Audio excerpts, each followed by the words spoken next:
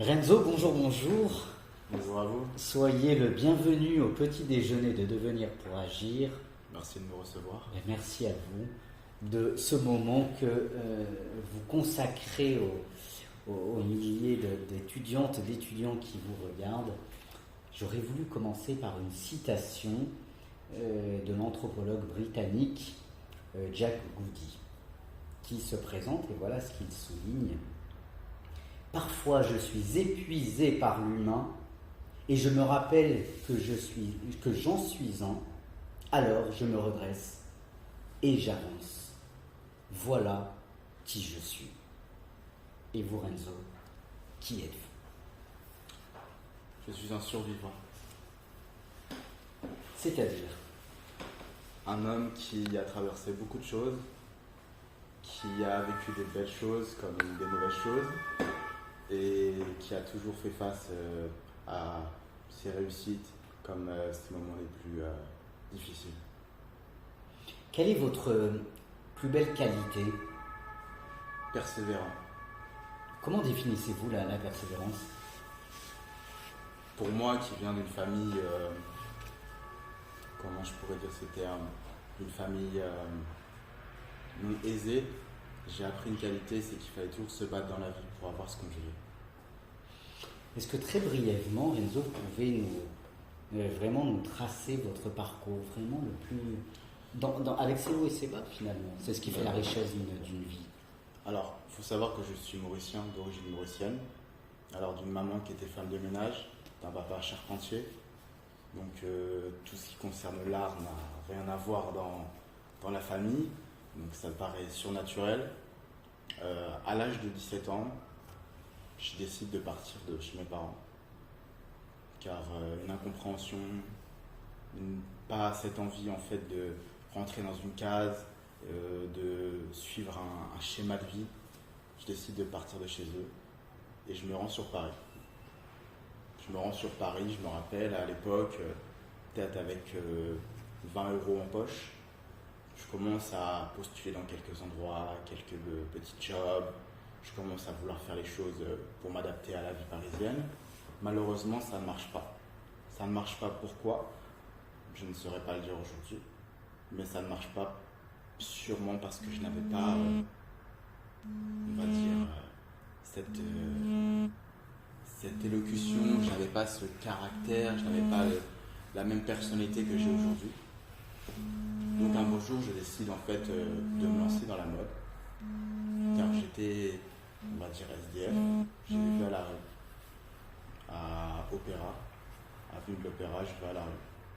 Donc je vais à la rue là-bas, la nuit je passais mon temps dans les stations de lavage, vu que c'était ouvert, je dormais là-bas. Pour une anecdote, j'ai justement à côté un bureau qui s'appelle Régus. Je dormais en fait dans ce bureau-là, enfin en dehors des bureaux car il y avait une bouche d'aération. Donc je dormais en bas de ces bureaux. Et un beau jour, quelqu'un m'a remarqué et il m'a dit pourquoi pas te lancer dans la mode? Parce que tu as des tatouages, tu as un visage qui est très atypique. Lance-toi. Au début, je ne prenais pas ça au sérieux parce que pour moi, en fait, être mannequin n'était pas un métier, c'était plus, on va dire, une passion, un hobby.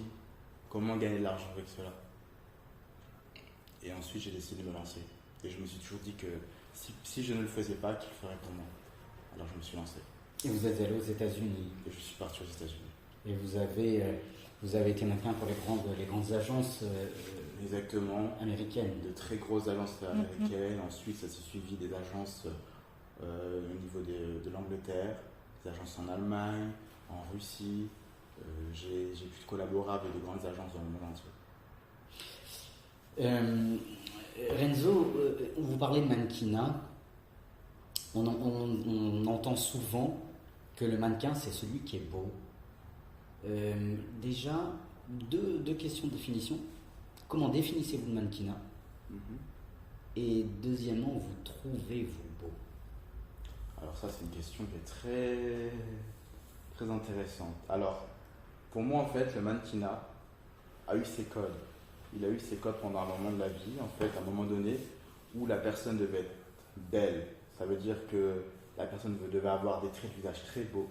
Et au fur et à mesure du temps, en fait, ça s'est ouvert à des personnes comme moi qui sont venues pour casser les codes, tatouer au visage, On en reparlera du tatouage en effet. tatouer au visage, les dents du bonheur. Surtout le Un corps profil aussi. très atypique, justement, des profils très atypiques qui ne rentrent pas du tout dans les codes. Et je me rappelle d'ailleurs que j'ai travaillé pour Calvin Klein et la directrice artistique s'est dit mais qu'est-ce qu'il fait là? Pourquoi est-il là aujourd'hui? Il ne rentre pas dans les codes de Calvin Klein. J'ai passé mon casting et au moment donné où je me suis retrouvé face aux personnes, je leur ai tout simplement dit je n'ai rien du tout de chez Calvin Klein. Par contre, je suis sûr que tout le monde remarquera ma tête et tout le monde la retiendra. Parce que je ne suis pas beau. J'ai du charme et du chien. Ah, c'est intéressant ce que vous dites. Quelle est la différence? Je ne suis pas beau, donc vous avez répondu à ma question d'une certaine manière. Je ne suis pas beau, j'ai du charme et du chien.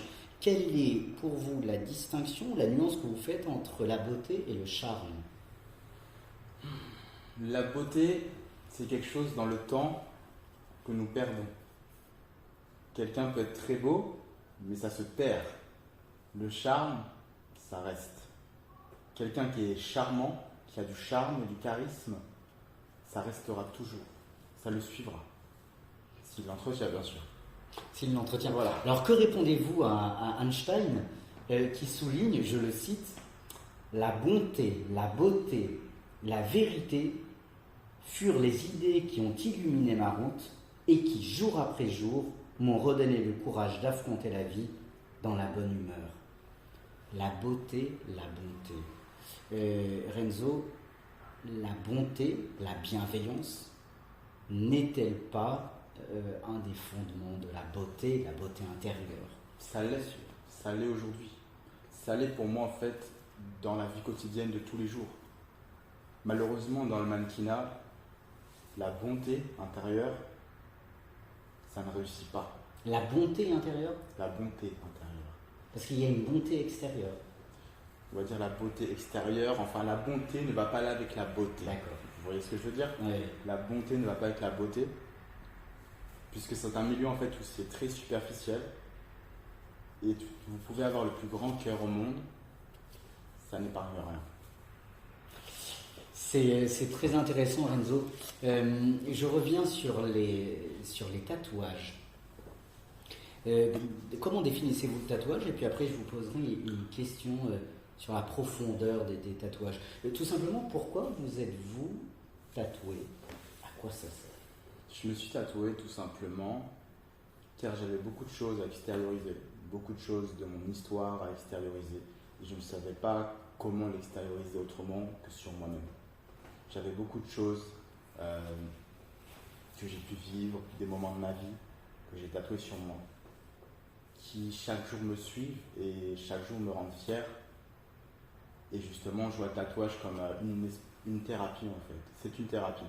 Aujourd'hui, le tatouage n'est pas forcément... c'est très cliché de dire j'aime le tatouage parce que j'aime l'art du tatouage. Beaucoup de gens l'aiment, ça c'est vrai. Moi, je dirais plus que j'aime en fait ce que j'ai écrit sur mon corps. Vous êtes tatoué sur tout le corps, une grande partie. Tout mon corps. Tout votre corps. Tout mon corps. Aux États-Unis, vous avez été complètement atypique parce que vous étiez le premier mannequin complètement tatoué. Exactement. Oui. Alors, sur le mannequinat, Renzo, vous parlez de votre histoire. Vous dites, vous avez écrit votre histoire. Finalement, vous ne l'avez pas couché sur un papier, vous l'avez couché sur votre corps. Exactement. Par le tatouage. Ma question est la suivante. Le tatouage est-il, pour vous, selon vous, la marque du goût de l'irréversible? Aujourd'hui, le tatouage, c'est quelque chose, justement, qui est très... Le tatouage est quelque chose, en fait, qui peut être bon ou mauvais. Pour être plus clair. Le tatouage est quelque chose qui peut être bon ou mauvais, mais qui n'est pas accepté par tout le monde, mais qui peut être bon si on utilise à bon escient. Et si on tatoue des choses qui sont réelles. Alors, j'entends ce que vous dites, mais permettez-moi de reposer la question. D'une autre manière peut-être.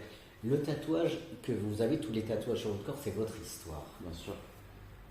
Autrement dit, si c'est votre histoire, en vous voyant, vous regardant, est-ce que l'on peut, sans même vous entendre, On peut lire ce qui connaître votre connaître, histoire, oui, vous découvrir? bien sûr. Mais alors, pardon, si on découvre votre histoire, très bien, est-ce que vous avez peur vous-même de l'oublier ou qu'on l'oublie? Non. Parce que c'est quand même la marque de l'irréversible, un tatouage. Exactement. Non, je n'ai pas peur qu'on oublie mon histoire. Justement, je pense que c'est une découverte. C'est une découverte, c'est comme un livre en fait. On l'ouvre, on regarde ce qui est marqué, ou alors on découvre ce qui se passe. Et je trouve ça intéressant parce que ça en dit plus sur une personne. Et derrière cela, c'est à moi aussi de pouvoir raconter aussi l'histoire de chaque chose. Parce que je ne donne que 50% avec mon tatouage et 50% avec ma parole. Permettez-moi de reposer une nouvelle question sur le tatouage, parce que j'essaie de comprendre. Vous parlez d'un art du tatouage. Par exemple, vous avez une fleur sur votre joue droite. De l'extérieur, on dit c'est une fleur, mais alors c'est une interprétation pour nous. On interprète votre histoire, on ne la connaît pas. C'est une fleur, c'est une rose. Oui, c'est une rose pour vous. Et pour moi, c'est une façon de voir tous les jours la vie en rose. D'accord, oui, mais alors j'entends votre explication, mais cependant de l'extérieur, c'est une interprétation. N'avez-vous pas peur que l'on interprète mal votre histoire, ne connaissant pas la signification de tous vos tatouages? Non, je n'ai pas peur de ça. Je n'ai pas peur de ça parce qu'aujourd'hui, même si quelqu'un souhaite interpréter d'une certaine façon mes tatouages, je pourrais toujours en fait les expliquer un par un, car c'est des tatouages qui sont réfléchis, c'est des choses en fait qui ont des histoires, donc en fait je ne peux aujourd'hui en fait les interpréter correctement. Une dernière question sur le tatouage, Renzo. Le tatouage, c'est quand même la marque du temps. Le tatouage reste dans le temps. Exactement. Est-ce que finalement, vous avez peur, d'une certaine manière, d'oublier votre histoire? Je m'explique. C'est-à-dire, est-ce que par le tatouage, vous ne réactualisez pas continuellement le passé? Non. Je vous répondrai non. Car c'est des choses en fait, bien sûr, ça. Le passé, je vais dire qu'il faut le prendre avec ses côtés positifs et négatifs. Alors ça veut dire que quand je me regarde le matin dans un miroir, j'en aperçois qui me rappellent des choses qui sont très négatives. Mais à côté de ça, en fait, c'est des choses négatives qui aussi m'ont apporté dans ma vie. Et c'est vrai que c'est très... le tatouage, c'est quelque chose de très... comment vous dire ça? Pour moi, c'est quelque chose de très spirituel. Ça veut dire qu'en aucun cas, en fait, en revenant à votre question, j'ai peur de perdre la chose. J'entends, je comprends ce que vous dites. Vous parlez d'un miroir. Renzo, vous êtes un artiste. Vous avez beaucoup de cordes à votre arc, à la fois avec le mannequinat, à la fois avec la musique. Vous êtes DJ, et puis vous êtes aussi peintre. Nous avons, les amis, nous avons les œuvres, quelques des œuvres de notre ami Renzo. Alors permettez-moi, Renzo, de vous demander tout d'abord la définition d'un artiste. Pour vous, vous vous définissez comme un artiste ou vous vous définissez comme un artiste? Qu'est-ce qu'un artiste pour vous? Me considérer comme un artiste serait prétentieux. Je pourrais plutôt dire que j'essaie de laisser une trace de moi sur Terre. Donc, on me définit comme un artiste. C'est comme quand on me demande si je suis mannequin. Je répondrais juste que je pose pour des marques de vêtements ou des magazines. Mais je n'ai pas la prétention de me prétendre quelque chose aujourd'hui. Je suis juste quelqu'un qui essaie de laisser une trace de lui sur Terre. Vous avez peur qu'on vous oublie? Non. Si vous avez besoin de laisser une trace? Non. C'est un besoin là pour vous ou pas? Ce n'est pas un besoin. C'est une envie. C'est une envie en fait de laisser quelque chose de moi sur Terre.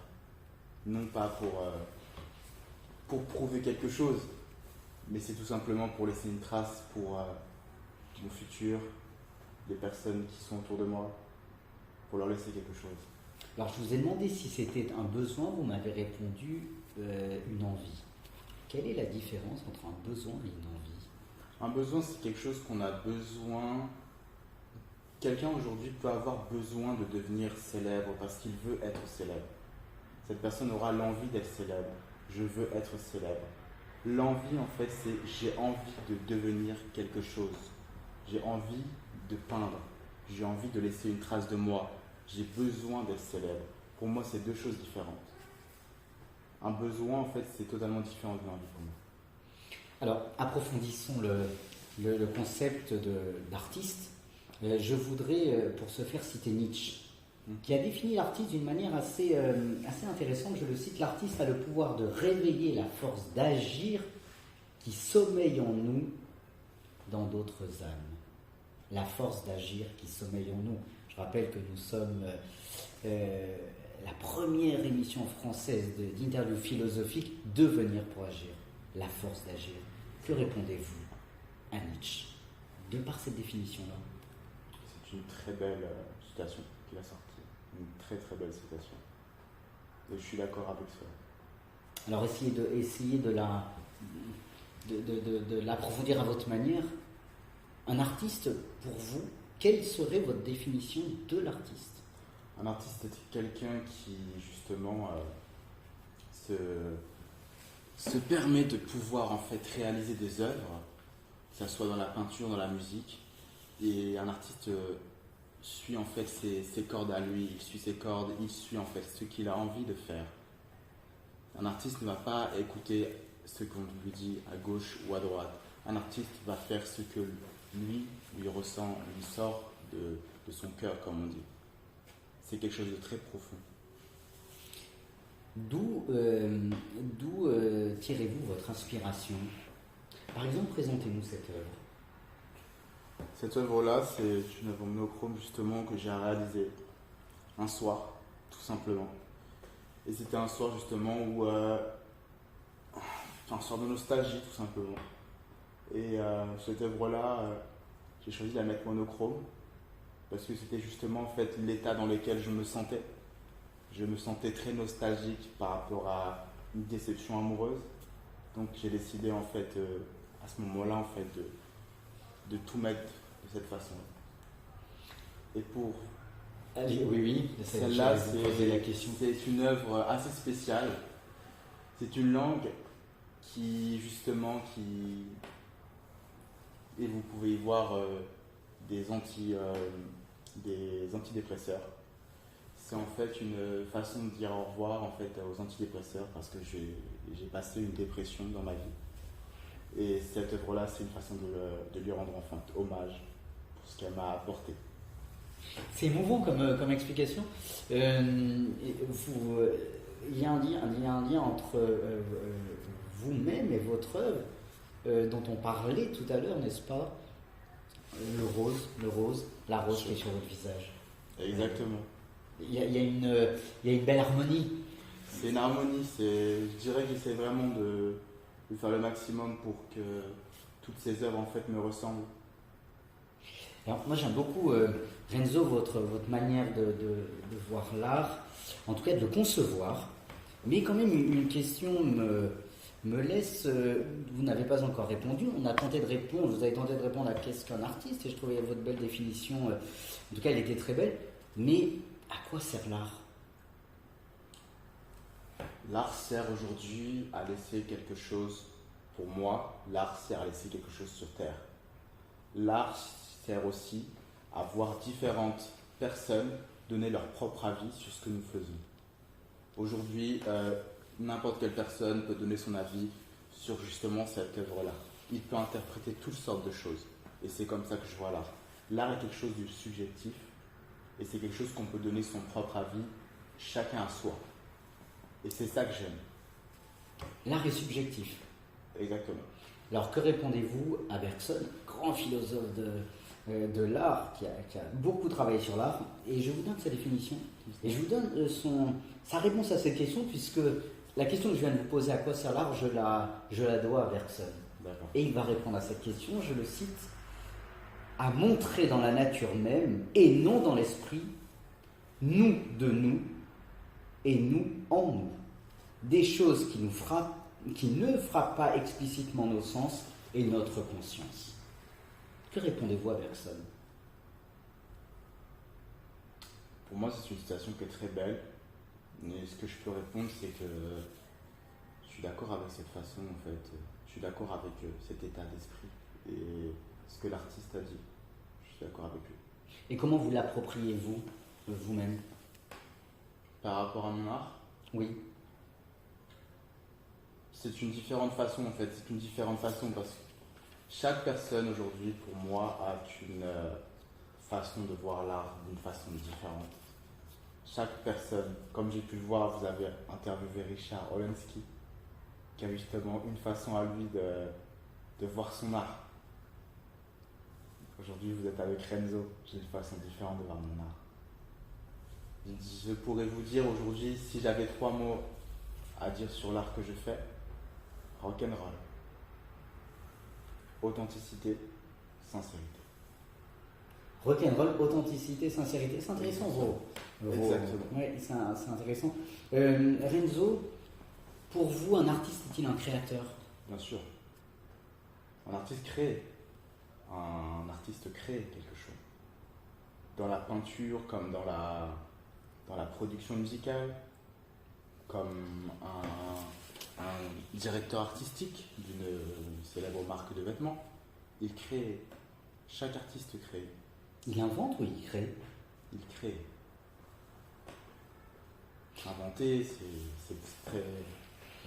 Alors, un mot très fort. Renzo, vous parliez tout à l'heure, vous l'avez évoqué une seule fois, et je trouve ça intéressant, le mot de spirituel, de spiritualité. L'art, selon vous, a-t-il une dimension métaphysique, au-delà du réel, oui, spirituel? Bien sûr. Alors, dans quel sens? Je dirais qu'aujourd'hui, la spiritualité, en fait, on la trouve dans beaucoup de choses. Mais au niveau de l'art, c'est vrai que c'est très spirituel. J'assimilerais cela à la création, justement. Quand on crée, il y a une certaine spiritualité qui s'installe. Et ensuite, quand on découvre l'art, l'œuvre, il y a une certaine aussi spiritualité qui s'installe. Mais en quoi l'art nous élève-t-il? Par exemple, permettez-moi de citer votre œuvre. En quoi votre œuvre nous élève-t-elle? Je vous dirais de vous mettre assis en face d'elle pendant 1 heure, la regarder devant un verre de vin, et vous allez y voir quelque chose en fait. Ça va peut-être vous faire penser à maintes et maintes choses, mais elle va vous inspirer au final. Alors peut-être vous allez, la définition que vous venez de donner trouve écho dans celle donnée par le grand peintre Kandinsky. Parce qu'il souligne: la peinture est un art, et l'art dans son ensemble n'est pas une création sans but qui s'écoule dans le vide. C'est une puissance dont le but doit être de développer et d'améliorer l'âme humaine. Je valide. Autrement dit, c'est très beau. En contemplant votre œuvre, notre âme, si on reprend Kandinsky, se nourrit. Elle se nourrit. Et la vôtre? La mienne s'est vidée quand je l'ai faite, mais elle se nourrit en la regardant. Je trouve la nuance très oui. Quand je peins, je souffre. Quand vous peignez, vous souffrez? Je souffre. C'est-à-dire? Je suis plutôt du genre à peindre dans mon atelier et à me rappeler des souvenirs de ma vie, et souvent, ça va être souvent les mêmes. Ça va être des souvenirs qui reviennent tout le temps. Et ça me permet d'avoir une certaine inspiration. Et ça va emmener des moments, des histoires que j'ai pu vivre, et justement, qu'elles soient bonnes ou mauvaises, comme j'ai dit, j'en garde une bonne expérience. Mais c'est vrai que je trouve ça magnifique, la sensation que ça fait. Et ce que je trouve encore plus magnifique, c'est le regard des gens. En fait, quand ils le voient, ils l'œuvrent par la suite. Vos réponses sont très, très intéressantes. Reparlons une seconde de métaphysique. Quand on voit une œuvre, Est-ce la réalité ou la vérité? Quelle est la part de vérité dans une œuvre? La vérité, c'est l'artiste. La vérité est l'artiste. Pour moi, la vérité, c'est l'artiste, tout simplement. Dans chaque œuvre, la vraie vérité, c'est lui. Autrement dit, c'est-à-dire, la vérité, c'est l'artiste. Dans chaque œuvre que j'ai pu regarder, que ce soit de Warhol ou alors de Jean-Michel Basquiat, c'était une vérité. C'était, si j'ai regardé plus profondément en fait l'histoire de Basquiat et j'ai compris par la suite ses œuvres. J'aurais pu très bien m'arrêter à regarder ses œuvres en disant bon, c'est des œuvres, voilà, c'est spécial, mais j'ai été plus loin. J'ai voulu aller plus loin. Et j'ai compris ensuite qui était la personne, quelles étaient ses angoisses, son anxiété, quels étaient ses rêves.